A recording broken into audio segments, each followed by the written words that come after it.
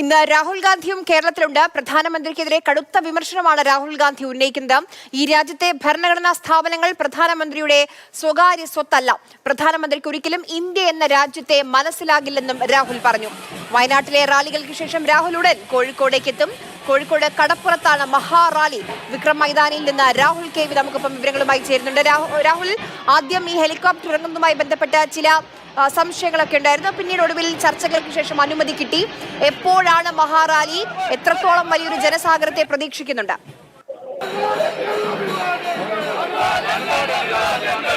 രാഹുൽ ഗാന്ധിയുടെ ഷെഡ്യൂൾ പ്രകാരം 5:30 കോഴിക്കോട് ഹെലികോപ്റ്റർ ഇറങ്ങേണ്ടതായിരുന്നു. പക്ഷേ അദ്ദേഹം വൈകിയാണ്. വയനാട്ടിൽ നിന്ന് ഇതുവരെ തിരിച്ചിട്ടില്ല എന്നുള്ള വിവരമാണ്. അതായത് വിക്രം മൈതാനിയിൽ ഹെലികോപ്റ്റർ ഇറങ്ങും. അതിനുശേഷം കോഴിക്കോട് കടപ്പുറത്ത് നടക്കുന്ന UDF-ന്റെ മഹാറാലിയിൽ രാഹുൽ ഗാന്ധി പ്രസംഗിക്കും. നൂറുകണക്കിന് പ്രവർത്തകർ ഇതിനകം തന്നെ കോഴിക്കോട് കടപ്പുറത്തേക്ക് എത്തിക്കഴിഞ്ഞിട്ടുണ്ട്.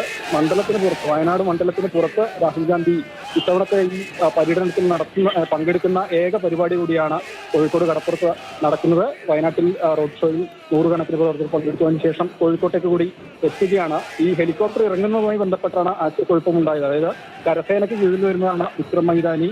5:30 ഷെഡ്യൂൾ ചെയ്തു ഹെലികോപ്റ്റർ ഇറങ്ങുമെന്ന്. പക്ഷേ ആ സമയമായപ്പോഴും ഗേറ്റ് തുറന്നില്ല മൈതാനത്തിന്റെ. UDF പ്രവർത്തകർ സ്വീകരിക്കുന്നതിന് വേണ്ടി എത്തി. ഗേറ്റ് തുറക്കാത്തത് കണ്ട് അവർ പ്രതിഷേധം രേഖപ്പെടുത്തുകയാണ് ഉണ്ടായത്. തുടർന്ന് ബാരക്സിലെത്തി സൈനിക ഉദ്യോഗസ്ഥരുമായി സംസാരിച്ചു.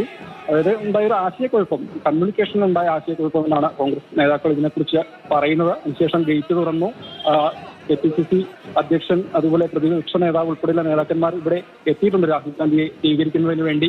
നാളെ രാഹുൽ ഗാന്ധി കോഴിക്കോട് തന്നെ കൊടിയത്തൂരിൽ, വയനാട് മണ്ഡലത്തിന്റെ ഭാഗമായി വരുന്ന കൊടിയത്തൂരിൽ പരിപാടിയിൽ പങ്കെടുക്കുന്നുണ്ട്. അതിനുശേഷം വയനാട് മണ്ഡലത്തിൽ ഉൾപ്പെടുന്ന മലപ്പുറം ജില്ലയിലെ സ്ഥലങ്ങളിലും രാഹുൽ ഗാന്ധി നാളെ പരിപാടിയിൽ പങ്കെടുക്കുന്നുണ്ട്. അതിനുശേഷം അദ്ദേഹം മടങ്ങും.